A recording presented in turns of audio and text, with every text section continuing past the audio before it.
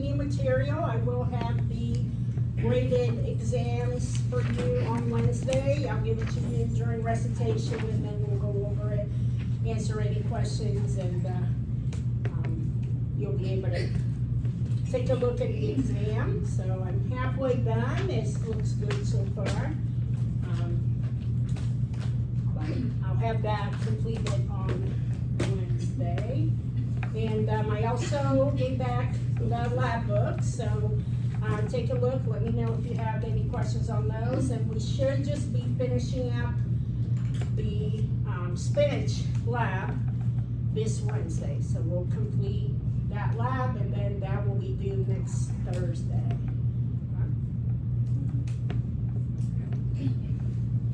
So the next material we're going to cover is acids and bases. So that's the theme for chapter 4. Okay, and so acids and bases, I hope it's a concept that you're familiar with from general chemistry. So the first definition was made back in 1884. It was the Arrhenius definition. And so the definition of an acid is any substance that's going to produce a hydrogen ion. Okay, and then a base is going to be any substance that's going to produce the hydroxide ion. Of course, that was edited since then and changed to the hydronium ion rather than just the hydrogen ion, because if it's in water, really the water is going to incorporate that proton. Okay, and so the definition as it stands now for the Arrhenius definition of an acid and base is the hydronium ion for an acid and the hydroxide ion for a base. So that's something I hope is very familiar to you. So this is the traditional definitions of acids and bases. And as we progress with this chapter, what we're going to be sort of building towards is the Lewis definition. Lewis acid, Lewis base. Did you learn that in general chemistry as well? And that's really the definition that's most useful in organic chemistry, because most of the reactions that we do are not in water, right? Organic compounds are non-polar. They don't dissolve in water. When we do a reaction, the reaction works best if it's in solution. So putting an organic compound in water is really ineffective. And so, there are examples of reactions that we'll talk about, but mostly our reactions do not have water, which means we really cannot rely on this definition, right? Because if we don't have water, we're not going to have the hydronium ion, okay? So we're going to kind of build towards that definition as we go, okay? But the traditional reaction is a strong acid. So here we're using hydrofluoric acid. It's an aqueous because it's a solution, okay? We don't usually use 100% of that acid, right? The solution would be way too potent. But we do make an aqueous solution. We dilute it. And then we put it in water. And when these react, right, our water is acting as a base. And so the proton from our acid is going to combine to form the hydronium ion. So again, that is the traditional acid-base definition. Right? So transferring that proton now is what we're really looking to do. So Bronsted-Lowry built on that definition, trying to explain, right, what is happening. Again, the really important part of organic chemistry is making bonds, right? In order to make a bond, you're going to have to break one also. And so this concept of proton transfer is something we see a good bit in organic chemistry. It's usually part of the catalyst system. So a catalyst is going to help us lower the activation energy. In organic chemistry, we often use protonation or deprotonation. So protonation is, right, donor. You're adding a proton. Okay, deprotonation is an acceptor. Okay, and so we often use this as a means of lowering our activation energy. So this is really a good time to become familiar with these arrows. So we call this arrow pushing. Okay, and so let's talk about what's happening. So an arrow is indicating a proton, right, transfer in this definition. Later we'll see electron transfers as well. Okay, but what you should see is that there's an arrow always starting at either an electron pair or a bond. So the arrow begins where there are electrons. Does that make sense? So remember that a bond is a shared pair. Or, right, you can have a pair that is not shared, which we call a lone pair. So the arrow always starts at the electron. Okay? And then you push that arrow. So you make the arrow go towards the atom that you are picking up, that you're making the bond. So the arrowhead, where the arrow ends, is at a atom. Okay, because what we're trying to do is, in this example, is take this lone pair, which is not bonded, and we're making a bond, right? So the bond that we're making is these two lone pairs with the hydrogen.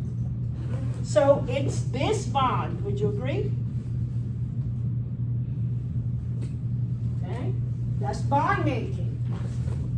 Whenever you make a bond, you often are going to have to break one too. They go hand in hand. And so if we look at the other arrow in this example, it's starting at a bond. The bond between the oxygen and the hydrogen of the hydronium ion. Remember that you push that arrow, right, towards an atom. The atom in this example is oxygen. So those two electrons that are part of that bond are going to be added back to the oxygen. So notice the oxygen had one pair in the bond. The bond is going to be broken, and now you're going to have two lone pairs. So that's the lone pair that was the bond. Does that make sense? So that's bond breaking. The pair became, right, a lone pair. The bond becomes unpaired. Yeah? Does that make sense how arrow pushing works? This is going to be really important. It's something that we're going to continue to see, and it's one of the ways that is really useful to teach organic reactions. Instead of memorizing 100 reactions, by the end of semester 2, we're going to have covered nearly 100 reactions. But I don't want you to learn them as individuals. I want you to understand what's happening so that we can group those into 6 reactions. That's how I teach second semester. And it really all starts with understanding what's happening with the arrows, the bond making and the bond breaking. Okay? And of course, this doesn't only work for oxygen, it works for nitrogen, it works for carbon, okay? It really can work for any, right? Except the ions, because the ions you're not really sharing, right? You're transferring, so that's a little bit different. It also does not work for radicals. So we'll talk about radicals in chapter 8. So that's a different concept as well. But for every other type of reaction, you can use the arrows. Okay, so hopefully it makes sense that I'm starting my arrow at the lone pair of nitrogen. I'm ending it on the hydrogen because that's the bond I'm trying to make, right? And then of course that comes with a bond break between the hydrogen and the oxygen. The hydrogen is only gonna leave if it's no longer connected, right? So I got to disconnect by breaking this bond. And then where do those electrons go from the bond? But back on the oxygen. Okay? So the one that, right, the proton donor is the one that is letting go of the hydrogen. That's the definition of an acid. Brownstedt-Lowry's definition. It's willing to give the hydrogen, to donate it, to form the new bond. The acceptor is the base. It's going to be the one with the electrons making that new bond. Okay? Questions on this?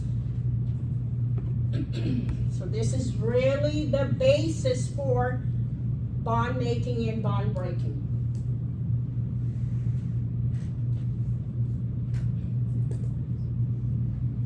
All right, this is, of course, is called the proton transfer, right? We're transferring the hydrogen as an ion. The hydrogen is not taking the electrons with it, okay?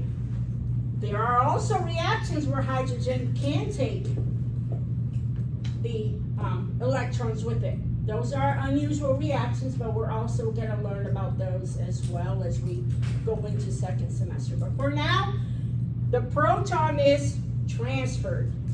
Okay? That's also called a protonation reaction. Okay, so with this acid-base system, we always have a pair that forms. Okay, so with the acid that we began, what we make after that proton transfer is the conjugate base. Okay, with that base that we start with, the one that's going to accept the proton, what you get then is a conjugate acid. So the acid, by donating, becomes a base in the product, right? The base, by accepting the hydrogen, and now is the acid, and we call that the conjugate, okay, acid base. So here are just some definitions. Again, the acid-base reaction is essentially a proton transfer or protonation. Okay? And the products of that reaction are the conjugate pair, a conjugate acid and a conjugate base. Does that make sense? Is this the correct arrow to use? No. I got it from the book, so I'll blame the book. No, right? Usually, acid-base reactions are reversible. Okay? So we rarely should be using, and I hope as we go forward, okay, there should be that reversible reaction. I think they might be saying that because, you know, the hydrogen chloride or hydrochloric acid is a very strong acid. So strong acids we can assume are going completely through the reaction. So it's not a total mistake to have this arrow in this example, but it is not what we want to go forward with it, because a lot of the reactions are not between such a strong acid, right? Strong acids, we can assume they're going to react all the way. They're going to donate all their protons. But that's not always the case. It's not the common. So we should be using those double arrow. And that double arrow means a reversible reaction. Okay, so the reaction going forward is taking the left, our reactants, and making products. But there's also a potential that our products could come back to make our reactants reversible. Okay? And something we want to point out is with the Arrhenius, like I said, that requires water. Okay, that's part of that definition. But Brownstedt-Lowry is able to do this reaction, this proton transfer, in the absence of water. Here we go. Take a break.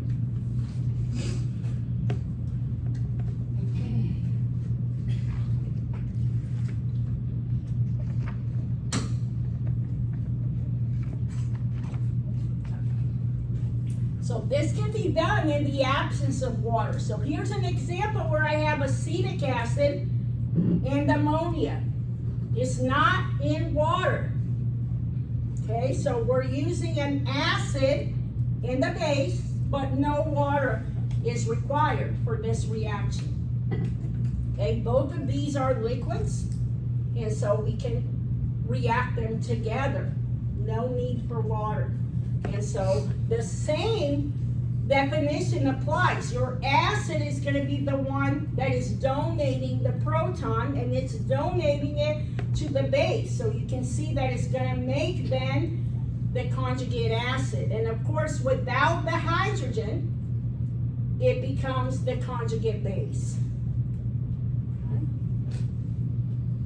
So it does not need to be in water, okay, for us to move forward, which again is important in organic chemistry. So you always want to get in the habit of using these arrows to represent the flow of electrons. So when I was an undergrad, I took a biochemistry course, and the whole course was looking at all the reactions in the Krebs cycle, the citric acid cycle, and doing just this. All the proton transfers, accounting for every single one. So each exam we did 3 reactions. Okay, and we had to, justify all of the bonds that were being made and all the ones that were being broken. So I really got to appreciate, it was very scary at first, but I got to appreciate getting that understanding of the arrow pushing. So you want to continue to use that. Okay, so and on the homework it's going to ask you, so they're going to have questions that are going to have you do that. On the exam, I'm going to tell you when you're required to show the arrows. Okay, so you really want to be comfortable with that. Okay, but again, that proton is being transferred. Now, it's pretty simple when there's only one potential acceptor in your reaction. But again, in organic chemistry, that's not often the case. Often we have multiple atoms that could be the proton acceptor, okay? Because a proton acceptor is going to be the one that has the lone pairs. So in the example of acetic acid, I have 2 sites right here, right, that would be able to react with sulfuric acid. Now you said, Dr. Burke, you said this is acetic acid, it's an acid. How can it be reacting with another acid? Sulfuric acid, what do you know about that? It's a very strong acid, right? Acetic acid is a weak acid. So having, right, the 2, even though they can both be acids, if one is much stronger than the other, you're going to end up as the base, right? So sulfuric acid is the much stronger acid here. So if we look at the pKa for sulfuric acid is a very low number, okay? The pKa for acetic acid is a bigger number. That's how we know that it's a weaker acid, okay? So you might be asking yourself, how can you do this reaction with 2 acids? Because the acid strength is very different between the 2.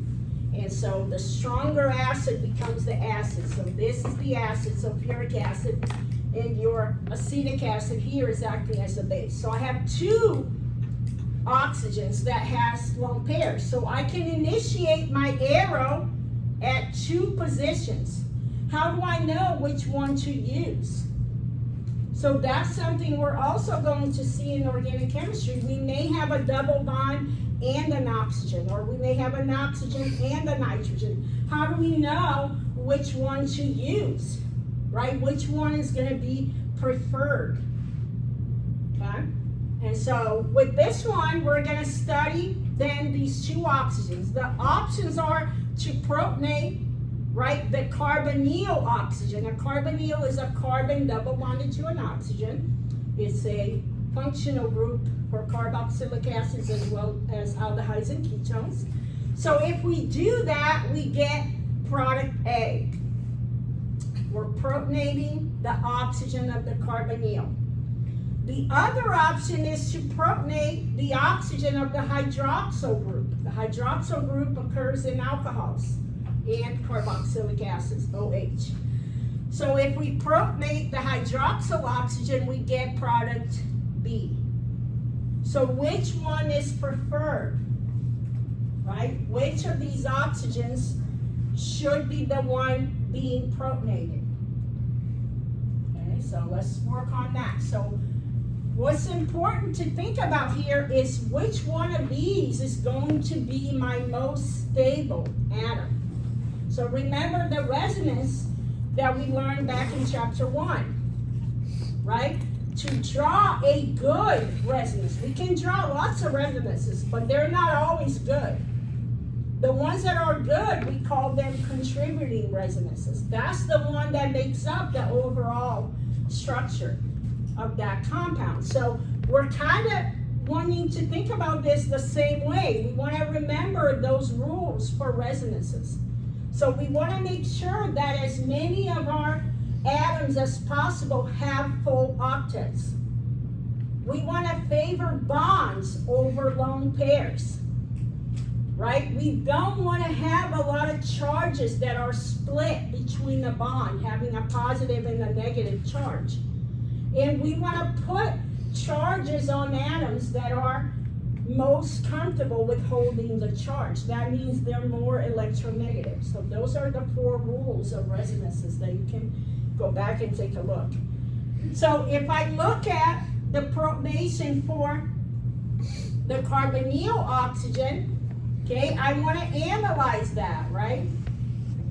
So you can see that if I move my electrons from my double bond, my pi electrons, onto the oxygen, I get this resonance. Is that a good one?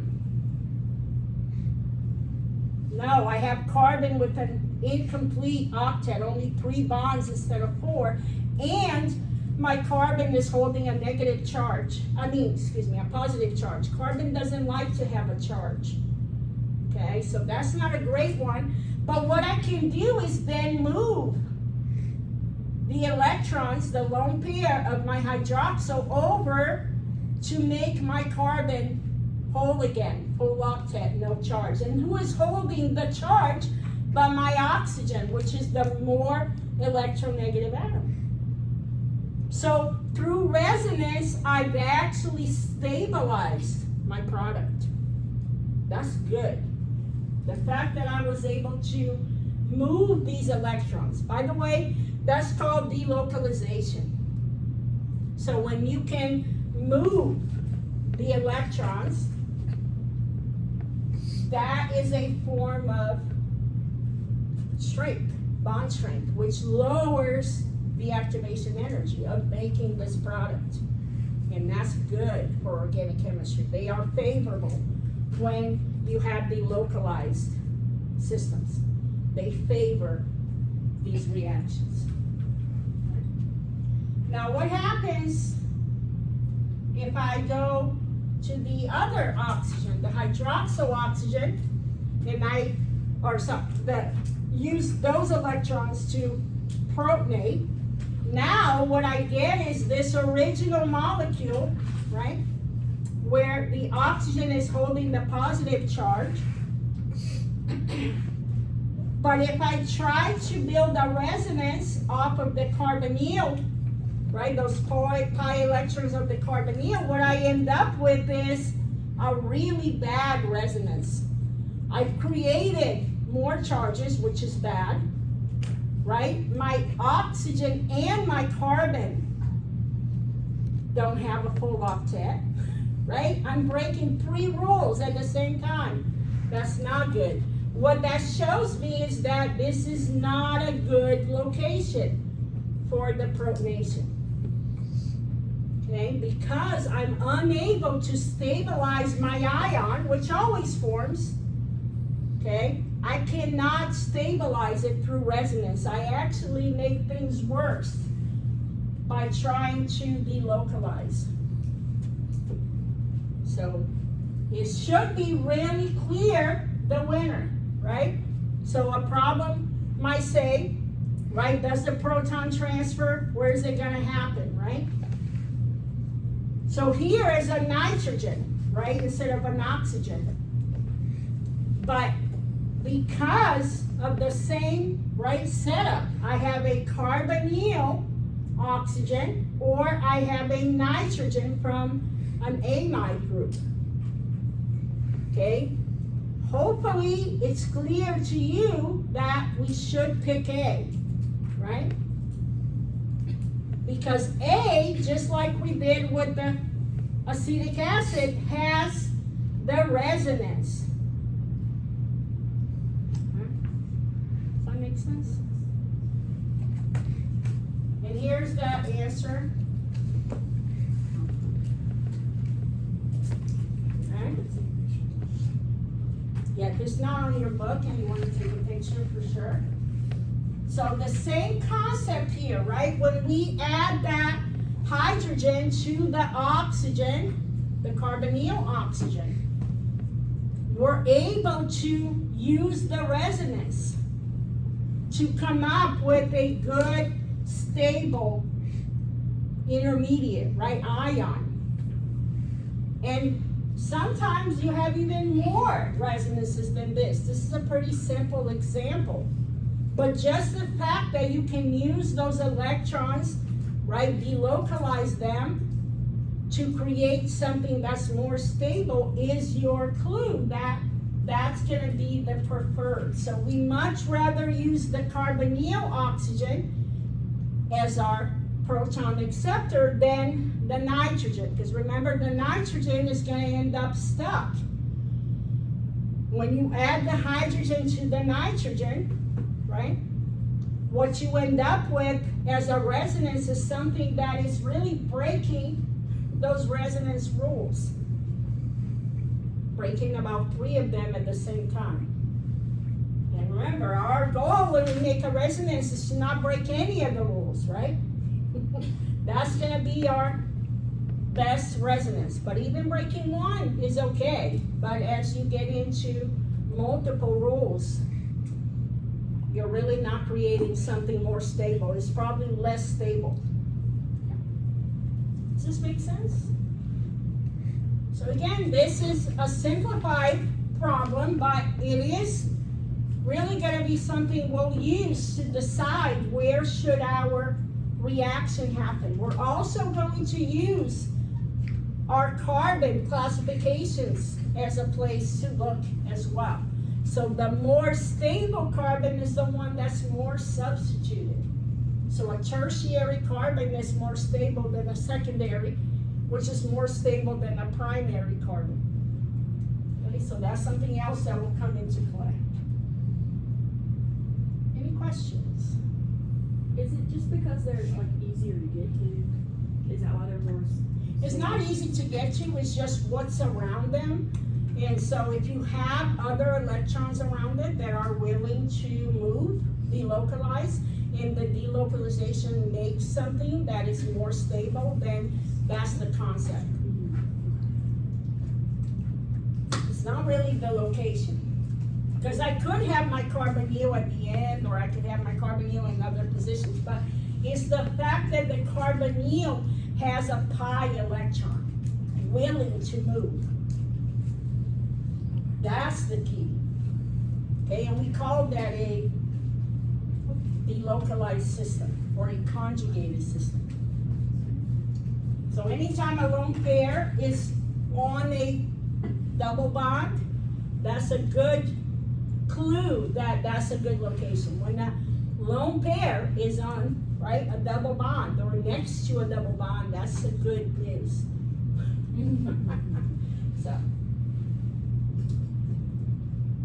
So those pi electrons can also serve as an acid-base kind of reaction. We don't think about that when we're learning it in general chemistry because we don't really talk about carbon this much, okay? But if we think about it, a double bond has that extra pair of electrons, right? The pi bond. And that pi bond is available just like a lone pair would be, okay, to pick up a hydrogen. So the double bond is considered also an acceptor or a base.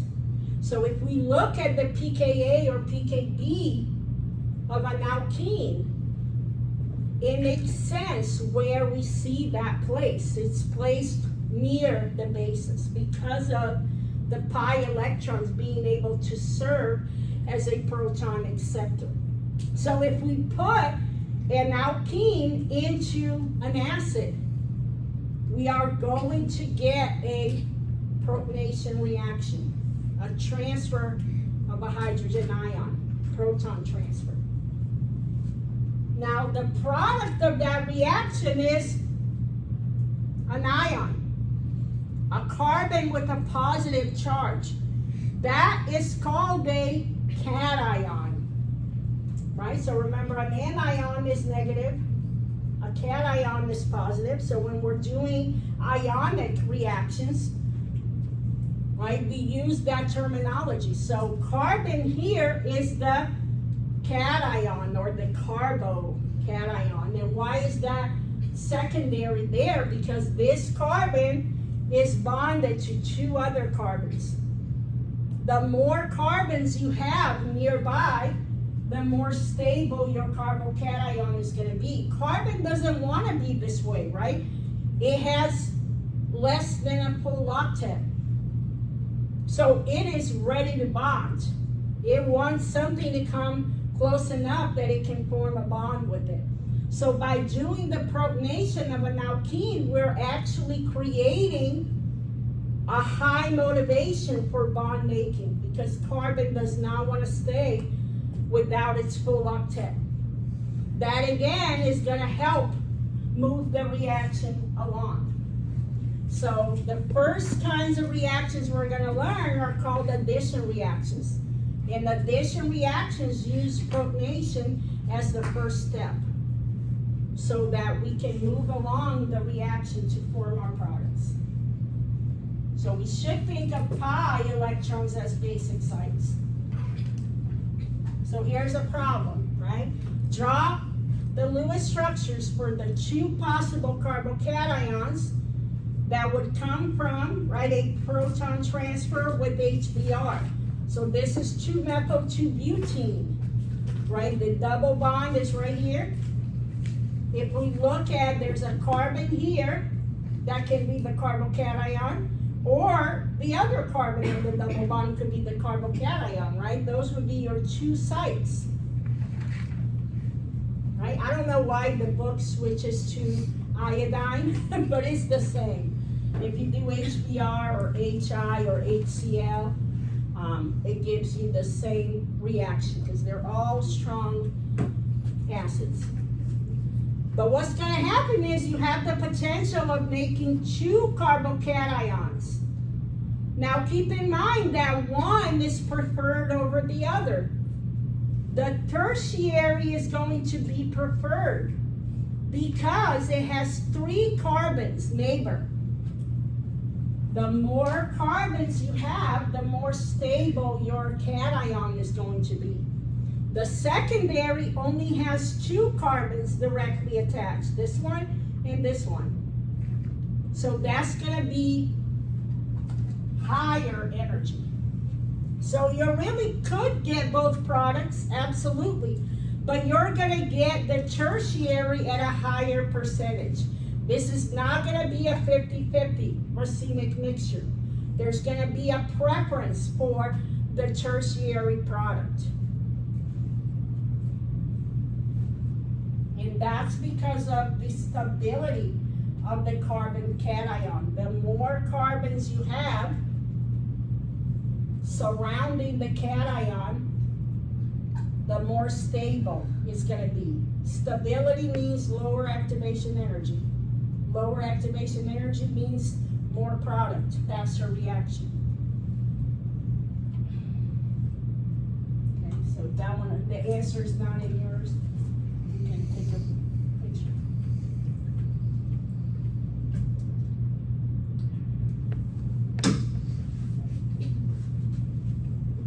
Okay, so now let's talk about acid strength. So I've been saying hydrochloric acid is a strong acid. What does that really have to do? It has to do with the ability of the acid to dissociate, right? To become its conjugate base, right? The stronger the acid, the assumption is it's gonna do that fast, and it's gonna donate all of its protons. So a stronger acid is gonna be ready to dissociate, right? Does that make sense? And again, I'm thinking that's something you learned in general chemistry as well. I'm not telling you anything new, okay? When we do those equations, we use a certain, right? Strong acids are gonna be fully dissociated, okay? And so we see those arrows, right? If this was hydrochloric acid, the arrows should be going towards products. Lots of products will fully dissociate. Acetic acid is not a strong acid, it's a weak acid. So because it's a weak acid, yes, it'll dissociate, but not very quickly and not completely, okay? That plays a role in the equilibrium constant, okay? So the equilibrium constant is Ka or Kd, I don't know in general chemistry which one they use as a designation. They mean the same thing. It's either Ka, A for acid, or Kd, D for dissociation, which is what acids are doing, okay?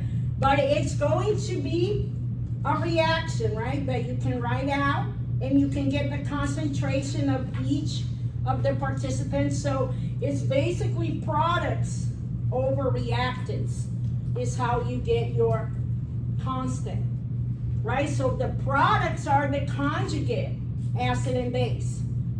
Your reactants are the starting acid and starting base.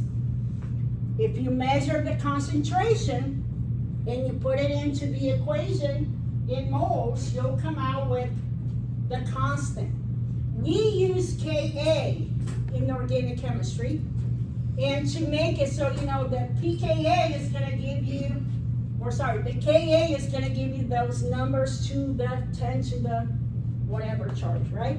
It kind of becomes a really big number, and we want to simplify. So by using the pKa, we're able to go to a very manageable, right, digit system. So what we use for strength of the acid is the pKa. Okay, obviously it comes from the Ka, okay, but it allows us to get a more manageable number system. So the smaller your pKa, the stronger your acid. So notice that hydrochloric acid is a negative pKa, below 0. That is an extremely strong acid. Right near it is sulfuric. And why is bromide and iodide even stronger? Because they're bigger. We don't even work with those acids because it's just, you know, a little bit too dangerous. So hydrochloric acid and sulfuric acid. Okay, and then you can kind of see, right? Phosphoric acid, the hydronium ion, benzoic acid, and here's acetic acid. Okay, 4.76 is the pKa. If you keep going up, and now my numbers are, right, in the 40s and 50s, now you have your strong bases, right? Ammonia we would consider a strong base. Okay, notice that I have, right, ethylene, the double bond up there, right? So again, we think about the double bonds as, right, a base in organic chemistry. So don't memorize. A few of these I think are useful. Knowing acetic acid comes up all the time, 4.76. Ingrained in my head. Okay, water, right? Water is kind of in that middle, 16-ish. Okay, so both water and ethanol, they're right up in that middle. They're neutral. We don't consider water to be an acid or a base, right? It's neutral. Okay, so is ethanol. But again, you know, don't have to memorize it. If you need it on the exam, I'll give you the table. If you're doing the homework, you can pull up a table and use it. Okay, it's not something you need to memorize, but know the trend. The smaller the number, the stronger the acid. right? The higher the number, the stronger the base. Okay? So that's how you would read these. Okay. So now let's talk about equilibrium, right? So I said water and ethanol are neutral. Okay, so neutral means that they really are in equilibrium. And equilibrium can be reached for most acids and bases as well, okay, except for the highly strong acids and highly strong bases, because they're gonna fully dissociate, okay? And so, but for the acids and bases we use in organic chemistry, we definitely wanna assume that they're gonna reach an equilibrium. And the question is, where is the equilibrium going to lie? Is it gonna lie towards the products I'm gonna make my products? Or is it gonna lie with my reactants, which means I'm not gonna have that reaction go forward. I'm not gonna produce product, okay? So the statement is you want to react a strong acid with a strong base. That's a guarantee to make products, right? Okay, that's the statement. If you put a strong acid and a strong base together, you're going to make product, period. End of story, right? But again, in organic chemistry, we're not working with hydrochloric acid. We're not working with ammonia, right? We're working with these weak acids, weak bases, okay?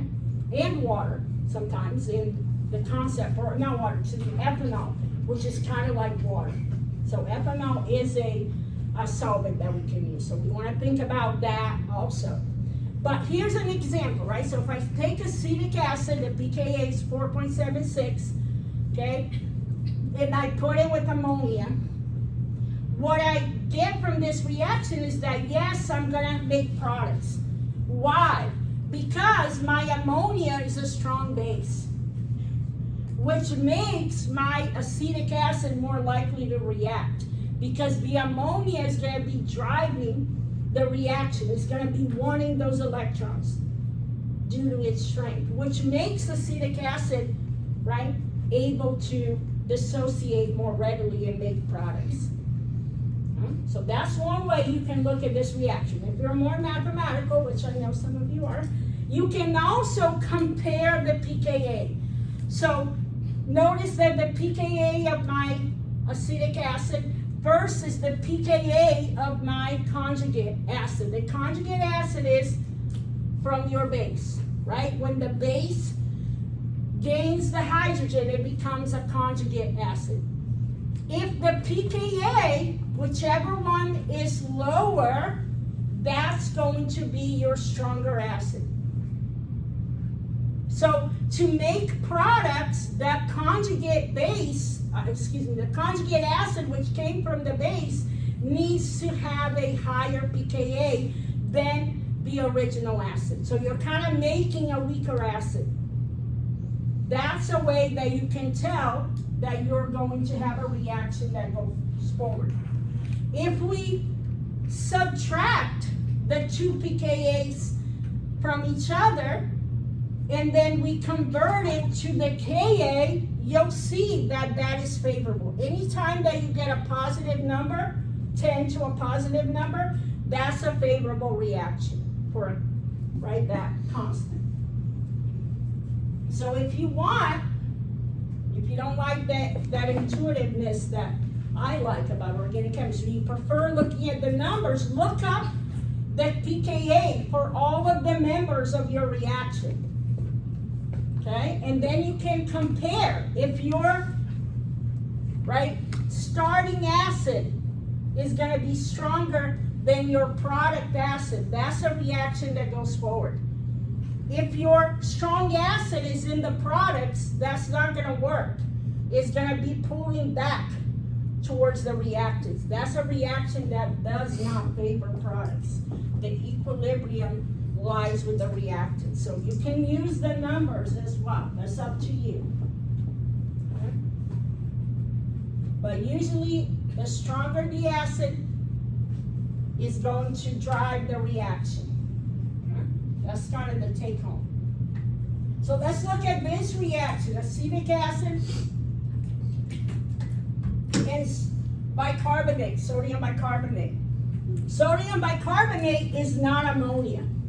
So we cannot assume that it is driving this reaction because bicarbonate is a weaker base as well. So now you have a weak acid and a weak base. That is a little trickier, okay? And so again, if you want to look at the pKa, you would look the pKa of acetic acid, which is one, again, we use it all the time. You could memorize this one, 4.76. But then you look up the pKa of your conjugate acid, carbonic acid. The pKa is bigger, right? 6 is bigger than 4. So you can then make the conclusion that you're gonna make products with this combination as well. It's just not as obvious because bicarbonate is not ammonia. Ammonia kind of signals that reaction is gonna go forward. But bicarbonate, it really doesn't because it's a weak base. It could or could not. Acetic acid is also a weak acid, so yeah, you can use the pKa for these. So there will be questions on OWL, there will be questions on the exam for you to pick where the equilibrium lies. If the equilibrium lies with products, or if the equilibrium lies with the reactants. If it lies with the reactants, the reaction did not happen. So it's going to have you draw the products on OWL. So if the reaction doesn't go forward, you just draw the reactants as products. So there'll be a couple of questions like that. Questions? About equilibrium? How to determine where the equilibrium lies?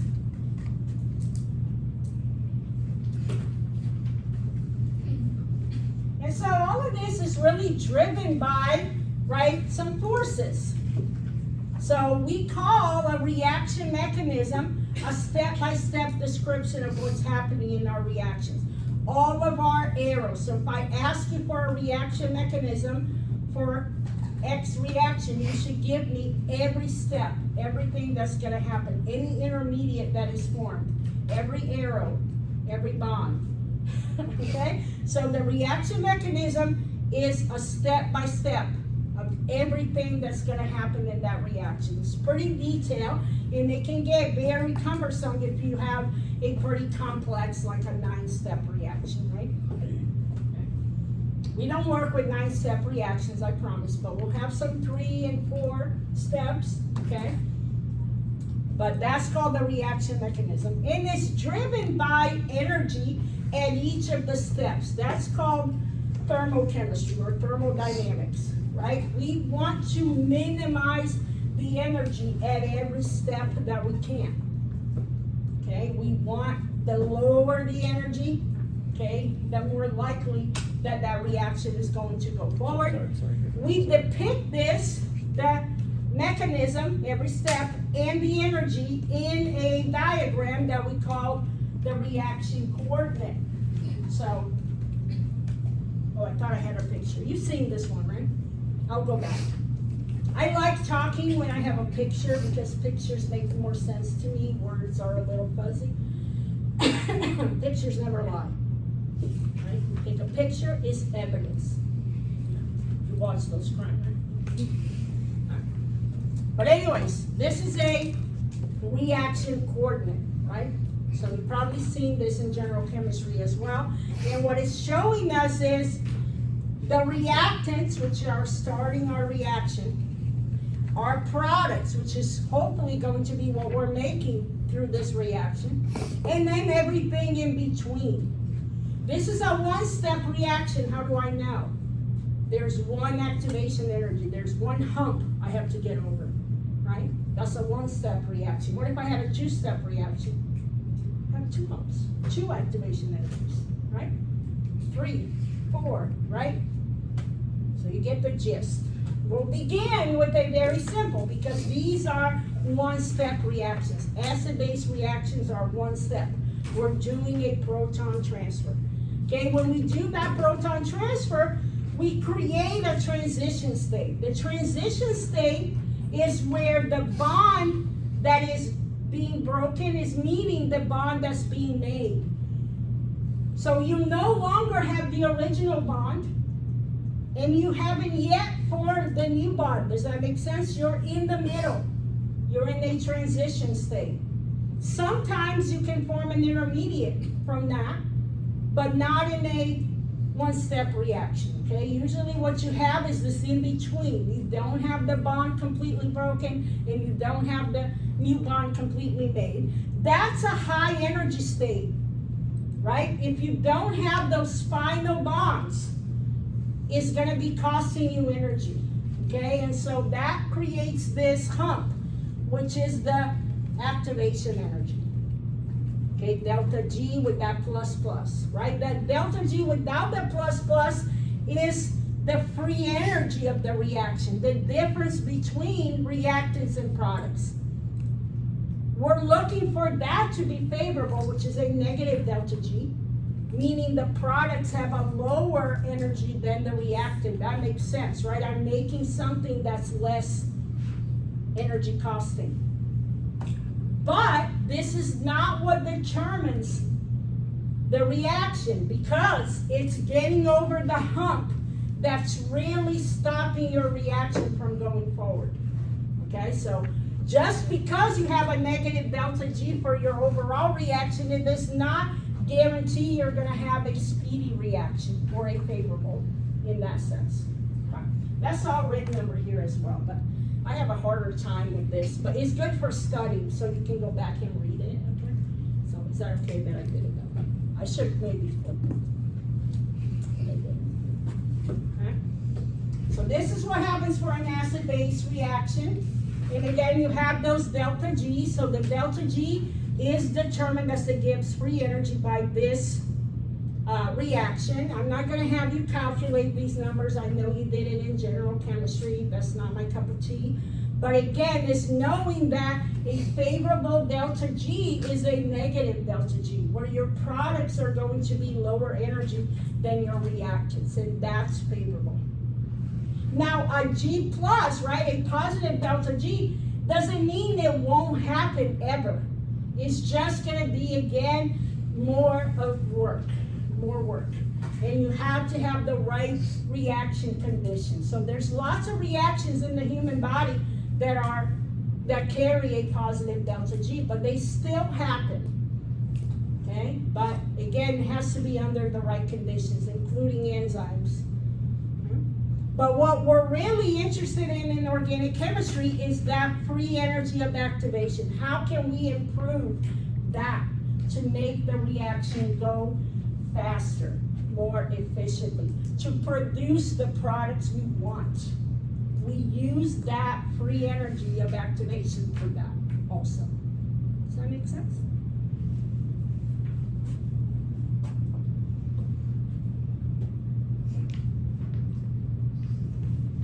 So how do we know by looking at a molecule? We can look at the pKa for sure. But just by looking at a molecule, how do you know whether it's going to be a good acid or a good base or a weak acid or right, stronger, weak?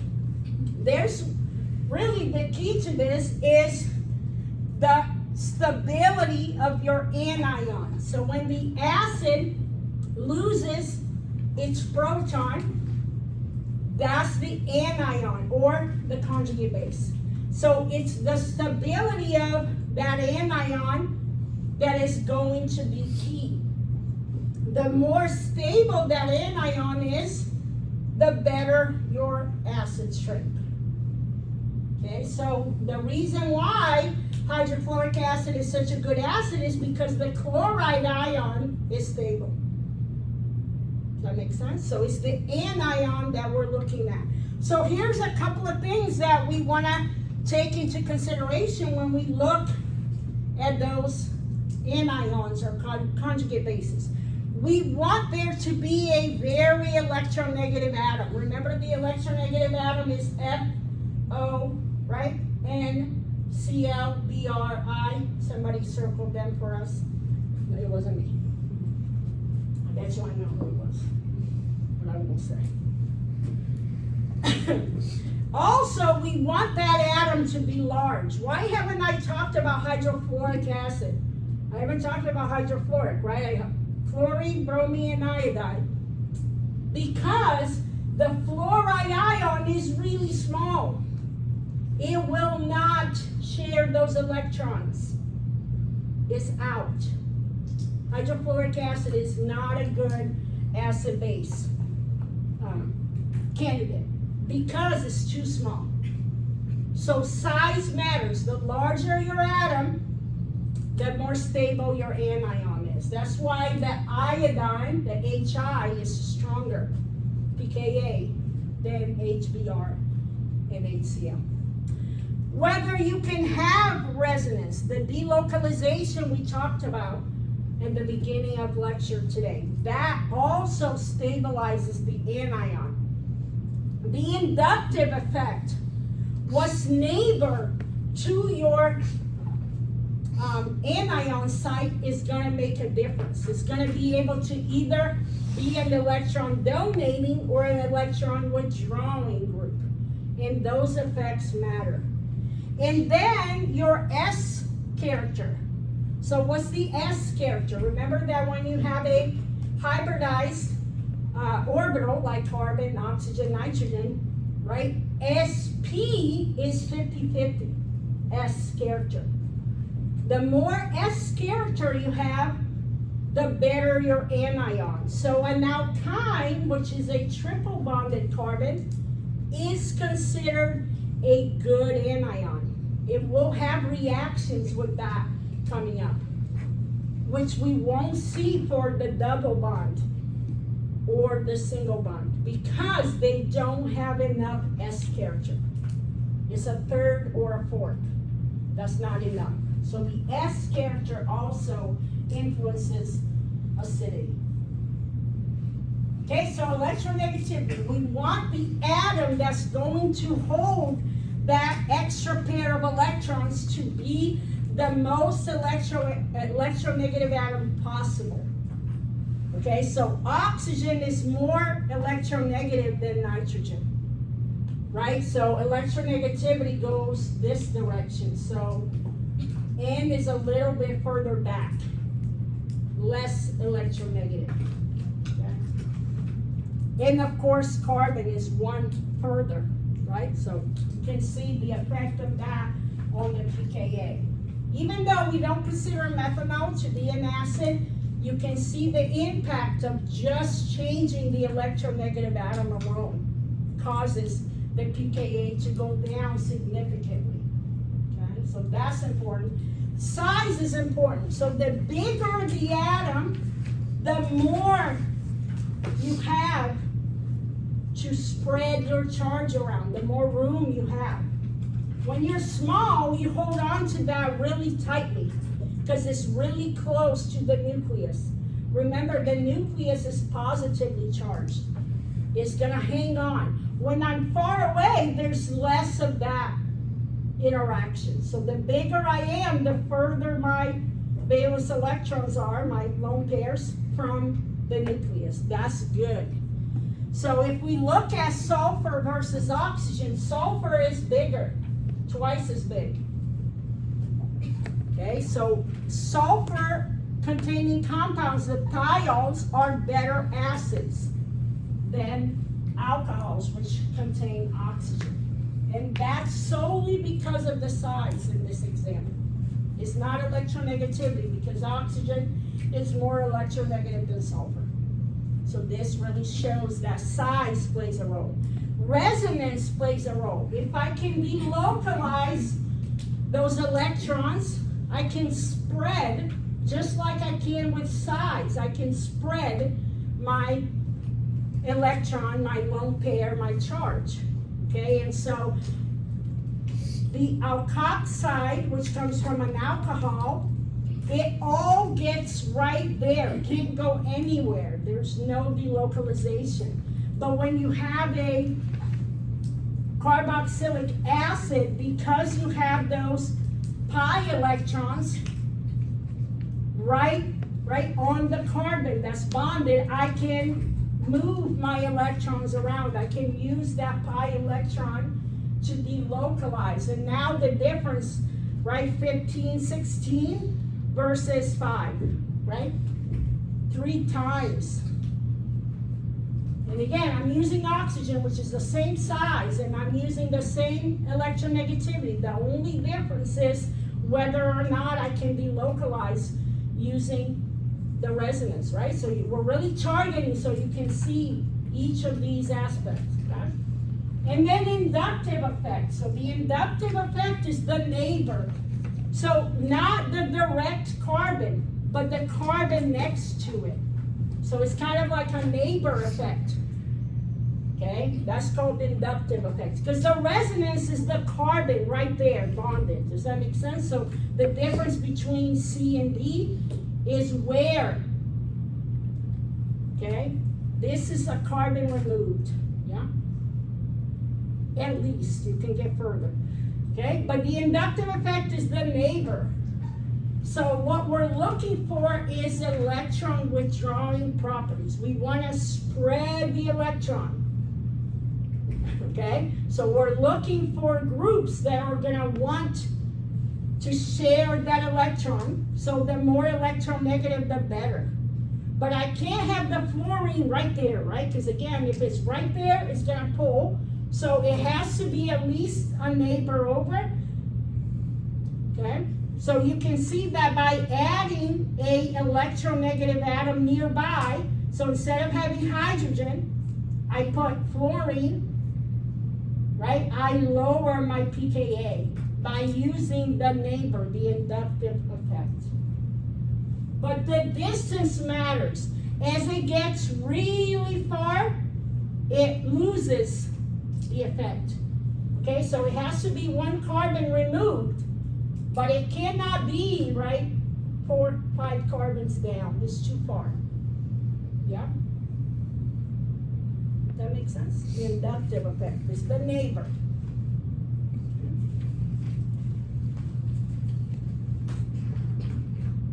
Oh, the S character I already explained. So the S character really has to do with carbon hybridization. So the S character that's highest is when you have a triple bond, sp.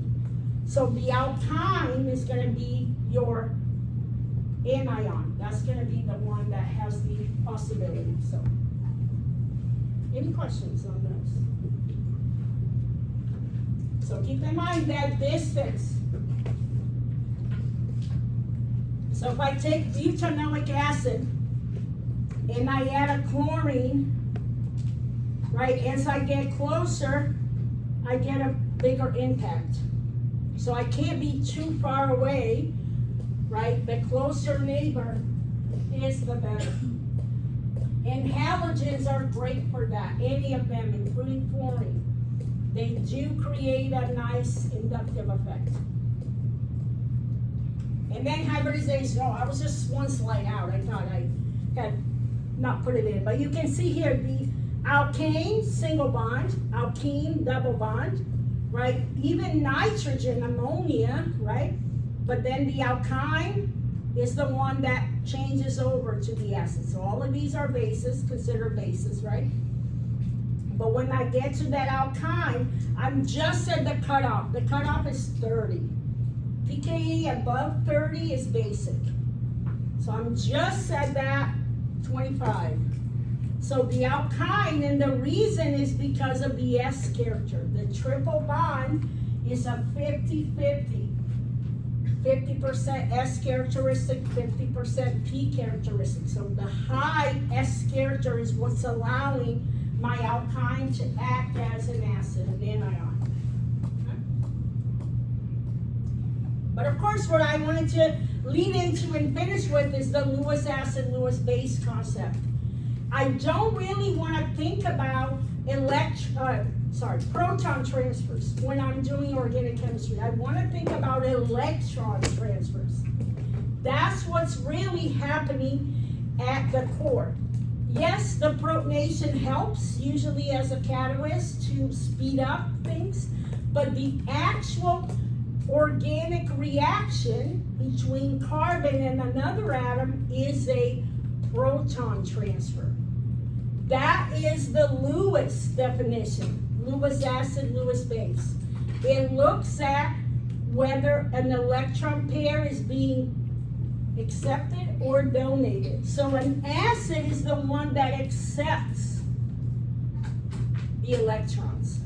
The base is the one that's gonna donate the electrons. That's why the arrow always starts at the electron pair, at the base. So the reaction is being driven by the Lewis base. And then what's happening is those electrons are going to end at an atom. It's the atom that we are going to form our new covalent bond. This is the definition that we want to use going forward. Okay, as we start to learn about reactions in chapter 6. Okay, we start out with an addition reaction using the pi electrons to start the process. Okay, that's a Lewis base.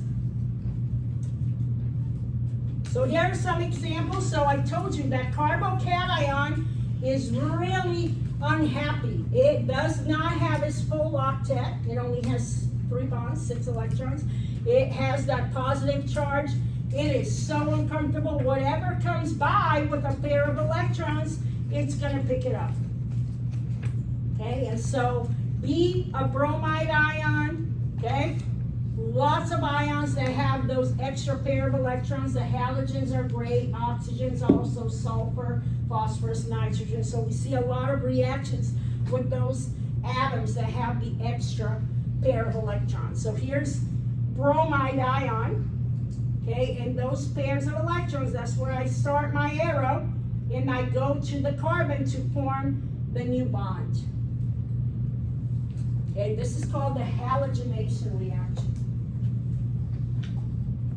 I can also see where an oxygen could be my electron donor because it has a 2 extra pair. And this is bonding with the boron, right? Boron, remember, is an exception to our rule. That's why it's not charged when it has a 3 bond. It should want 4. But it's one of the exceptions. So it's neutral with just 6 electrons, but I can make a new bond and create this complex. That stabilizes the boron to be able to undergo different reactions. So we're gonna talk about boron in one of our reactions, hydroboration reaction, in chapter 6. That's it. Oh.